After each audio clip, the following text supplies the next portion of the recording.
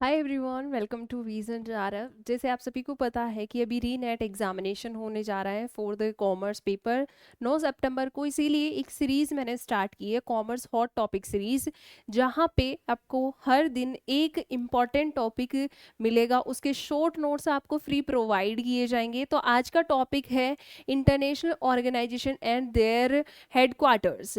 और ये जो सीरीज़ है सेट वाले जो स्टूडेंट है उनके लिए भी इम्पॉर्टेंट है। बाकी जहाँ पे भी आपकी ये टॉपिक्स पूछे जाते हैं, जैसे एपी में भी, उनके लिए भी इम्पॉर्टेंट रहने वाली है।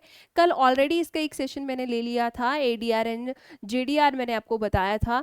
तो स्टार्ट करते हैं कि जो इंटरनेशनल ऑर्गेनाइजेशन है, यूनिट नंबर जो सेकंड में आप पढ़ते हो, यूनिट नंबर सेकंड में पढ़ते हो, वहाँ से एक क्वेश्चन मल्टीपल एग्जामिनेशन में फिक्स्ड होता है। एक क्वेश्चन आपका पूछा जाता है। तो चलिए स्टार्ट करते हैं बहुत ही इजी वे में और ट्रिक के साथ में। तो सबसे पहले आता है कि आसियान की बात करते हैं, एशियन इंफ्रास्ट्रक्चर इन्वेस्टमेंट बैंक, जहाँ पे अपन बात करते हैं कि 16 जनवरी 2016 को इसकी स्थापना हुआ है। इसका जो पार्टिकुलर हेडक्वार्टर है जो चाइना में है। सार्क की बात करते हैं, South Asian Association for Regional Cooperation, South Asian SAARC है, जहाँ से आपकी इसकी स्टेब्लिश डेट बहुत सारी एग्जामिनेशन में पूछी गई है, 8 दिसंबर 1985 में, जिसका हेडक्वार्टर है काठमांडू नेपाल में। इसकी जो मेंबर कंट्रियां हैं वो भी याद करनी है आपको, अफगानिस्तान, बांग्लादेश, भूटान, इंडिया, मालदीव्स, नेपाल, पाकिस्तान और श्रीलंका। इसकी क्या है, 8 मेंबर कंट्रीज है। और जिस भी ऑर्गेनाइजेशन का मेंबर कंट्री अपना इंडिया है, वो मेंबर कंट्रीज पूरी आपको याद होनी चाहिए। सेकंड देखते हैं NAFTA, North Asian Free Trade Area, जहाँ पे 1 जनवरी 1994 की इसकी स्थापना हुई थी। और पर्टिकुलर इसका जो हेडक्वार्टर है, परमानेंट हेडक्वार्टर नहीं है, लेकिन इसको वाशिंगटन डीसी यूएसए में माना जाता है। मेनली इसमें 3 कंट्री शामिल होती है, जिसको 2020 में चेंज करके यूएसएमसीए कर दिया गया है। यानी जो नाफ्ता है, नाफ्ता को चेंज करके नाफ्ता आया था 1 जनवरी 1994 को, इसको 2020 में चेंज करके यूएसएमसीए कर दिया गया। और इसमें 3 कंट्री शामिल होती है, एक तो यूएसए, एक होता है मैक्सिको, एक होता है कनाडा। ये 3 कंट्री हैं जो इसमें शामिल होती है, यूनाइटेड स्टेट, कनाडा और मैक्सिको। तो ये आपको ध्यान रखना है, इंपॉर्टेंट है। मेज द कॉलम में इस सीरीज आज वाले टॉपिक में से क्वेश्चन पूछा जाता है। सेकंड है SAFTA, South Asian Free Trade Area, जहाँ पे पर्टिकुलर इसकी स्थापना 1 जनवरी 2006 में हुई थी। काठमांडू नेपाल में इसका हेडक्वार्टर है और वही 8 मेंबर कंट्रीज इसकी है।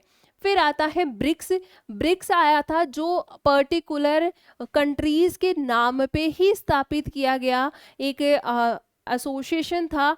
Brazil, Russia, India, China, south Africa, अभी फिलहाल में और भी कंट्री है जो इसमें ऐड हो चुकी है, बट ये ब्रिक्स है 5 कंट्रियों के नाम से ही बना हुआ है, ब्राज़ील, रशिया, इंडिया, चाइना और साउथ अफ्रीका, जिसकी स्थापना हुई है 16 जून 2009 को। और इसका हेडक्वार्टर, परमानेंटली कोई हेडक्वार्टर नहीं है, 5 मेंबर कंट्रीज फाउंड की है। अभी प्रेजेंट में इसकी मेंबर कंट्रीज बढ़ चुकी हैं।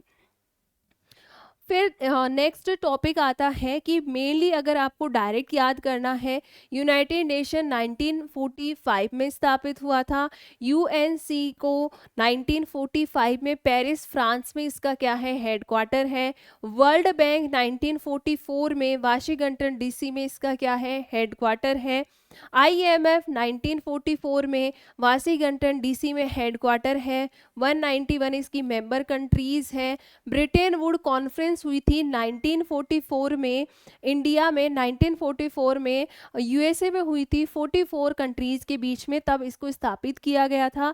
डब्ल्यूटीओ है 1945 में जनेवा में, जिसने गेट को रिप्लेस किया था। खाद्य एवं कृषि संगठन 1945 में, और डब्ल्यूएचओ है 1948 स्टेट जेनेवा स्विट्जरलैंड में इसका क्या है, हेडक्वार्टर है।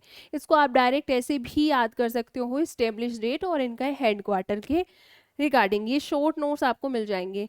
फिर बात करते हैं जो वर्ल्ड बैंक आता है, वर्ल्ड बैंक की 5 ऑर्गेनाइजेशन है, उनकी स्टेब्लिश डेट तो ध्यान रखनी ही रखनी है। वर्ल्ड बैंक है, जब ब्रिटेन वुड कॉन्फ्रेंस 1944 में यूएसए में कंडक्ट की गई थी, उसके माध्यम से 2 ऑर्गेनाइजेशन सामने निकल के आए थे, एक आईएमएफ इंटरनेशनल मॉनेटरी फंड और एक आईबीआरडी जिसे कहते हैं international bank for reconstruction and development. स्थापना हुई है 27 दिसंबर 1945 पे, इसे रेगुलरली वर्क करना स्टार्ट किया था। इन सभी का हेडक्वार्टर वाशिंगटन डीसी में ही है। आईडीए होता है, आईडीए इंटरनेशनल डेवलपमेंट एसोसिएशन, जो कम ब्याज दर पे क्या करता है, प्रोवाइड करता है, लोन देता है, कम ब्याज दर पे मेंबर कंट्रीज को लोन देता है जिससे इकोनॉमिक ग्रोथ हो सके। आईएफसी इंटरनेशनल फाइनेंस कोऑपरेशन, जो प्रोडक्टिव लोन देता है, प्रोडक्टिव का मतलब है जिसका उपयोग करके क्या किया जा सकता है, अपनी प्रोडक्टिविटी को बढ़ाए, इकोनॉमिक ग्रोथ कर सके, वो लोन देता है। इसकी स्थापना 1956 में हुई थी। मेगा है, multi area investment guarantee agency है, जिसकी 1988 में इसकी स्थापना हुई थी। लास्ट में आता है आईसीएसडी, जिसमें पर्टिकुलर 1966 में इसकी स्थापना हुई थी। तो मेंबर कंट्रीज इनकी पूरी ये जो ऑर्गेनाइजेशन है, स्टेप डेट और सारी इसको आपको याद करना है।